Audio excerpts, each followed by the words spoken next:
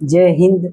आज का टॉपिक है सेमी फेब्रियस ट्यूब्यूल। आज हम सेमी फेब्रियस ट्यूब्यूल के बारे में देखेंगे, उसमें कौन कौन सा पार्ट्स होता है और स्पर्म किस तरह से उसमें बनता है, आज उसके बारे में हम डिस्कस करेंगे। तो चलिए शुरू करते हैं आज का टॉपिक। आज का जो टॉपिक है वो क्या है, सेमी फेब्रियस ट्यूब्यूल। आज हम सेमी फेब्रियस ट्यूब्यूल्स के बारे में जानेंगे, इसमें किस तरह से स्पर्म बनता है, उसका क्या क्या पार्ट्स होता है और उसमें क्या क्या प्रोसेस होता है।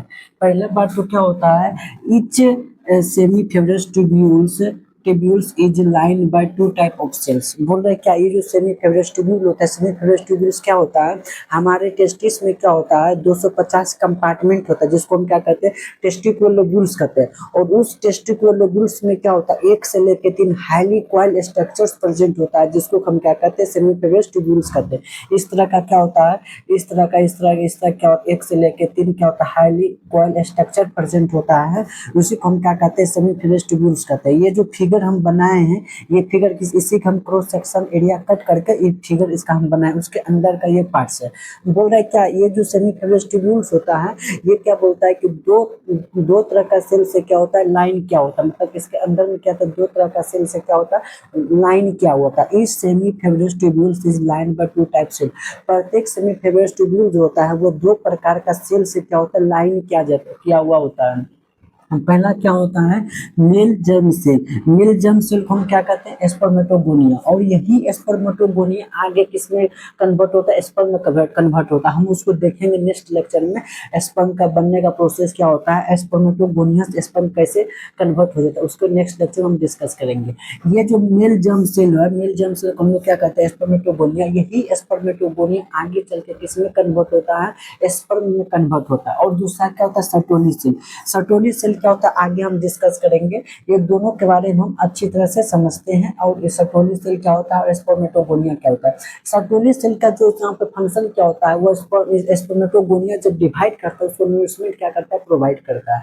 ये जो फिगर देख रहा है, ये फिगर किसका है, यही सेमी फेब्रियस ट्यूब्यूल को जब हम क्रॉस सेक्शन एरिया कट किए हैं, इस तरह का स्ट्रक्चर इसके अंदर में क्या होता है प्रेजेंट होता है।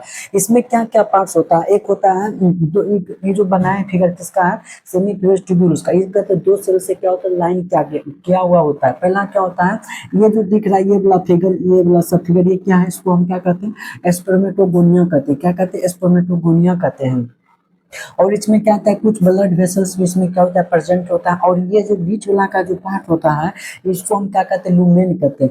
लुमेन हम किसको कहते हैं, ये जो इसका जो बीच का पोर्शन होता है खाली जगह इसमें जो प्रेजेंट है बीच का पोर्शन, ये वाला पार्ट, इसी को हम क्या कहते हैं लुमेन कहते हैं। और ये जो रेड कलर का दिख रहा है इसको हम लोग क्या कहते हैं सर्टोनी सेल कहते हैं। क्या कहते हैं सर्टोनी सेल कहते हैं।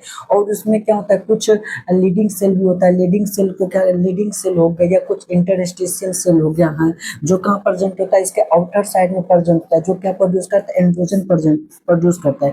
क्या प्रोड्यूस करता है एंड्रोजन प्रोड्यूस करता है, एंड्रोजन कौन प्रोड्यूस करता है, ये जो लीडिंग सेल होता है वही लीडिंग सेल को हम लोग क्या कहते हैं इंटरस्टिशियल सेल्स भी कहते हैं, जो क्या प्रोड्यूस करता है एंड्रोजन को क्या करता है प्रोड्यूस करता है। ये सब किसका काम होता है लीडिंग सेल्स का।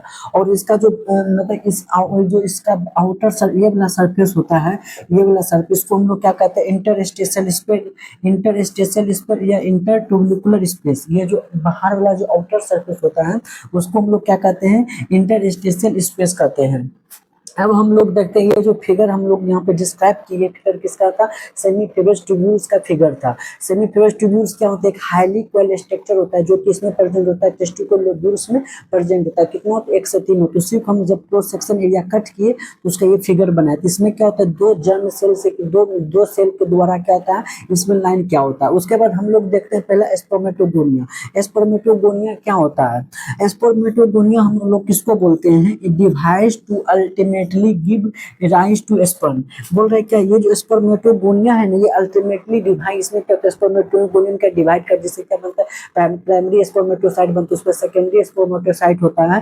ये स्पर्मेटोन क्या होता है फर्दर डिवाइड होता है और आगे चल के यही स्पर्मेटोगोनिया किसमें कन्वर्ट होता है, स्पर्म में कन्वर्ट होता है। किसमें कन्वर्ट होता है, स्पर्म में कन्वर्ट होता है। ये जो स्पर्मेटोगोनिया होता है इसमें क्या होता है बहुत सारा डिफ्रेंसिएशन होता है, सेल डिवाइड करता है और आगे चल के किसमें कन्वर्ट हो जाता है, आगे चल चल के ये किस में कन्वर्ट होता है, स्पर्म में कन्वर्ट हो जाता है। किस में कन्वर्ट होता है, स्पर्म में कन्वर्ट हो जाता है। स्पर्मेटोगोनिया का इसका नेक्स्ट लेक्चर हम लेकर आएंगे, इसी का process, formation of sperm, sperm का किस तरह से फॉर्मेशन होता है उसको हम नेक्स्ट लेक्चर में लेकर आएंगे, तब बताएंगे पूरा डिटेल में स्पर्मेटोगोनिया क्या होता है। अब हम लोग देखते हैं सटोली सेल। सटोली सेल क्या होता है और उसका क्या क्या फंक्शन होता है। सटोली सेल का जो फंक्शन होता है, सटोली सेल क्या होता है, सटोली सेल और स्पर्मेटोगोनिया दोनों क्या करता है, सेमीफिलियस ट्यूब्यूल में लाइन क्या होता है। अब सटोली सेल क्या करता है, नरिशमेंट ऑफ डेवलपिंग स्पर्म, मतलब जो भी स्पर्म स्पर्मेटोगोनिया से जो भी स्पर्म बन रहा है उसको क्या करता है, न्यूट्रिशन प्रोवाइड करता है, न्यूट्रिशन प्रोवाइड करता है कि वो क्या कर सके, डेवलप हो सके। जो जब कोई भी चीज क्या कहता है, जब डेवलप होता है तो उसमें क्या चाहिए, न्यूट्रिशन चाहिए, उसको पोषक तत्व चाहिए ताकि वो क्या हो सके, वो तैयार हो सके, वो डेवलप आगे चल के वो अपना क्या कर सके और आगे ग्रोथ कर सके। उसी तरह जब कहते हैं स्पर्म बनता है, जब इसमें डिफ्रेंसिएशन होता है, बहुत सारा जब प्रोसेस उसमें होता है, तो ये सटोली सेल क्या करता है, सटोली सेल उसको क्या प्रोवाइड करता है, न्यूट्रिशन प्रोवाइड करता है, उसको न्यूट्रिशन प्रोवाइड करता है ताकि वो डेवलप हो सके। उसके बाद क्या प्रोड्यूस करता है, produce factor of S M F क्या होता है, sperm maturation factor. Sperm maturation factor का कहने में डेट हेल्प इन मेचुरेशन, जब तक स्पर्म डेवलप होता है, स्पर्मेटोगोनिया होता है, उसको मेच्योर करने के लिए भी कौन मदद करता है, ये सटोली सेल। सटोली सेल क्या करता है, स्पर्म मेच्योर करने का जो प्रोसेस होता है उसमें भी कौन मदद करता है, यही सटोली सेल उसमें उसको क्या करता है, मदद करता है उसको मेचुरेशन होने में, उसको मेच्योर होने में कौन मदद करता है, ये सटोली सेल मदद करता है। उसके बाद क्या बोल रहा है, प्रोड्यूस एबीपी। एबीपी क्या होता है, एंड्रोजन बाइंडिंग प्रोटीन, कहता है इसमें क्या होता है, और ये सटोली सेल क्या प्रोड्यूस करता है, APP, ABP androgen binding protein. Androgen binding protein जो तो वो भी क्या करता है, प्रोड्यूस करता है कौन, सटोली सेल, और वो क्या करता है, बाइंड टू एंड्रोजन, और वो किससे बाइंड करता है, एंड्रोजन से क्या करता है, बाइंड करता है।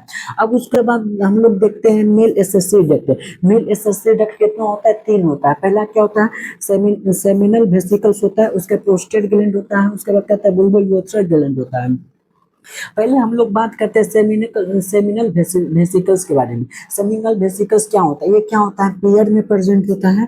किसमें होता है, ये पेयर में प्रेजेंट होता है। उसके बाद ये कहाँ प्रेजेंट होता है, बिहाइंड द यूनिरी ब्लेडर। हमारा जो यूनिरी ब्लेडर होता है उसके बिहाइंड, उसके क्या होता है, पीछे प्रेजेंट होता है, वो बिहाइंड प्रेजेंट होता है, क्या सेमिनल वेसिकल्स। और ये कितना परसेंट होता है, अराउंड 60 से 65% सेक्रेटेड बाय दिस। और कहते हैं इसमें जो भी सिक्रेशन होता है, कितना परसेंटेज सिक्रेशन ये करता है, 60 से लेकर 65% जो सिक्रेशन कौन करता है, सेमिनल वेसिकल्स करता है। उसके बाद हम लोग देखते हैं आप प्रोस्टेट ग्लैंड।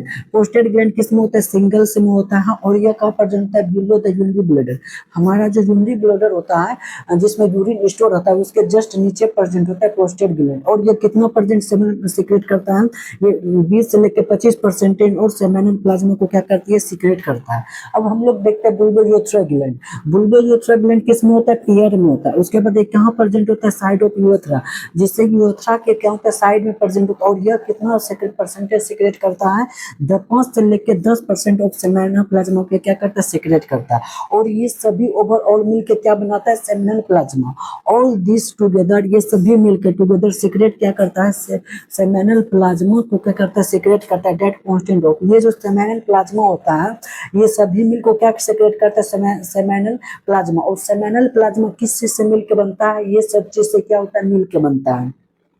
सेमिनल प्लाज्मा जो तो किससे मिलकर बनता है, ये सब चीज से क्या होता है, सेमिनल प्लाज्मा मिलकर बनता है। उसमें पहला क्या होता है, फ्रक्टोज होता है, और एंजाइम होता है, और क्या होता है, प्रोस्टेट ग्लैंडिन होता है। ये सब चीज इसमें क्या होता है, प्रेजेंट होता है। इसी सब चीज से सेमिनल प्लाज्मा मिलकर बनता है। ये जो फ्रक्टोज होता है, ये फ्रक्टोज किस केस में यूज है, जब किसी कोई भी रेप का केस आता है ना, उसमें होता है जो ये फ्रक्टोज टेस्ट किया जाता है। किसकी केस में क्या होता है, जब किसी का रेप केस जब भी आता है उसमें डॉक्टर्स होता है फ्रक्टोज को चेक करता है। उसके बाद क्या होता है, Ca2+ हो गया, केटिन एंजाइम हो गया। और ये जो कहता है इसमें बुल्बो यूरेथ्रा ग्लैंड में क्या सीक्रेट करता है, ये जो बुल्बो यूरेथ्रा ग्लैंड होता है वो क्या सीक्रेट करता है, म्यूकस को सीक्रेट करता है। किसको सीक्रेट करता है, म्यूकस। और ये म्यूकस क्या करता है, किसमें क्या हेल्प करता है, लुब्रिकेशन ऑफ पेनिस।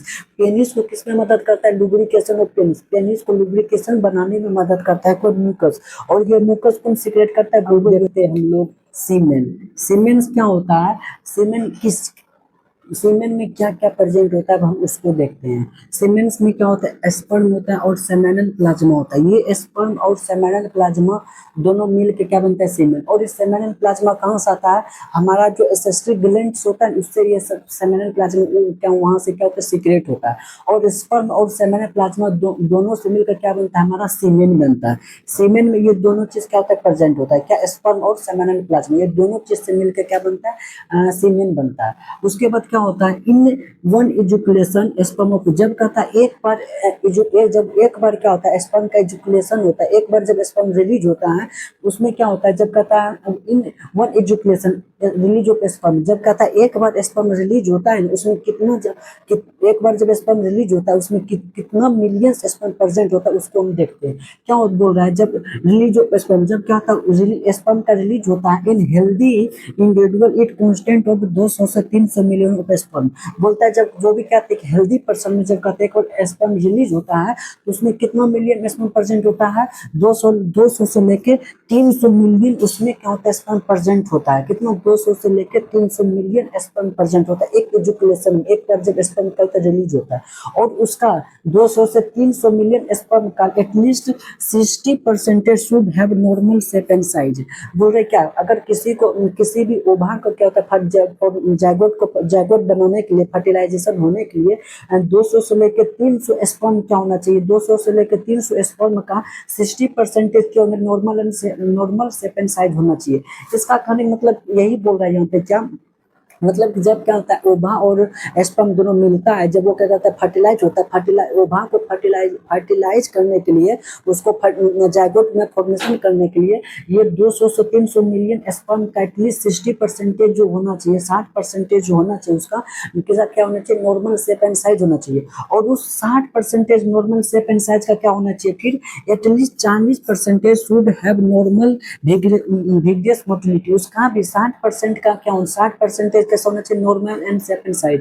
ये जो 60% नॉर्मल शेप एंड साइज है उसका भी क्या होना चाहिए, 40% में क्या होना चाहिए, विग्रियस मोटिलिटी होना चाहिए। तभी जाके क्या होगा, ये स्पर्म क्या करता है, ओवा को फर्टिलाइज कर पाएगा, वरना नहीं कर पाएगा। ये 60% और 40 का 60% का 40% विग्रियस मोटिलिटी उसमें नहीं होगा तो वो क्या करेगा, ओवा को फर्टिलाइज नहीं करेगा। ये इसका था कि आज का इंपॉर्टेंट पॉइंट्स था। आप लोग एक बार स्क्रीनशॉट इसका ले लीजिए। अगर आपको वीडियो पसंद आया हो तो लाइक करें, शेयर करें, कमेंट करें। Thank you.